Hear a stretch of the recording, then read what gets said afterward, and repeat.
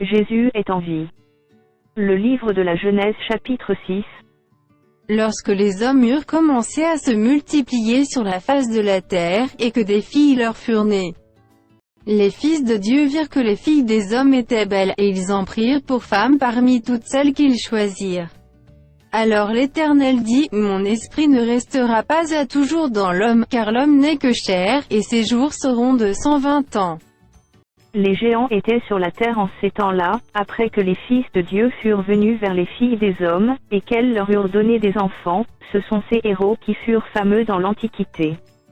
L'Éternel vit que la méchanceté des hommes était grande sur la terre, et que toutes les pensées de leur cœur se portaient chaque jour uniquement vers le mal. L'Éternel se repentit d'avoir fait l'homme sur la terre, et il fut affligé en son cœur. Et l'Éternel dit, « J'exterminerai de la face de la terre l'homme que j'ai créé, depuis l'homme jusqu'au bétail, aux reptiles, et aux oiseaux du ciel, car je me repens de les avoir faits. » Mais Noé trouva grâce aux yeux de l'Éternel. Voici la postérité de Noé. Noé était un homme juste et intègre dans son temps. Noé marchait avec Dieu. Noé engendra 3 fils, Sem, Cham et Japheth. La terre était corrompue devant Dieu, la terre était pleine de violence. Dieu regarda la terre, et voici, elle était corrompue, car toute chair avait corrompu sa voie sur la terre.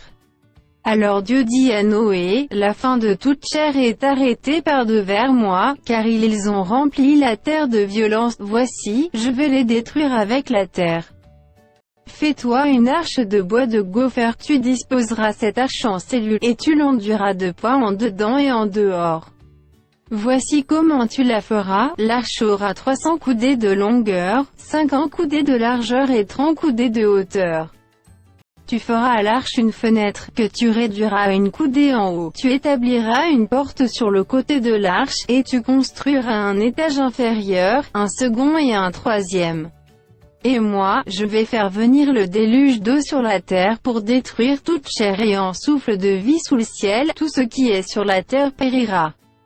Mais j'établis mon alliance avec toi, tu entreras dans l'arche, toi et tes fils, ta femme et les femmes de tes fils avec toi. De tout ce qui vit, de toute chair, tu feras entrer dans l'arche 2 de chaque espèce pour les conserver en vie avec toi, il y aura un mâle et une femelle. Des oiseaux selon leur espèce, du bétail selon son espèce, et de tous les reptiles de la terre selon leur espèce, 2 de chaque espèce viendront vers toi, pour que tu leur conserves la vie.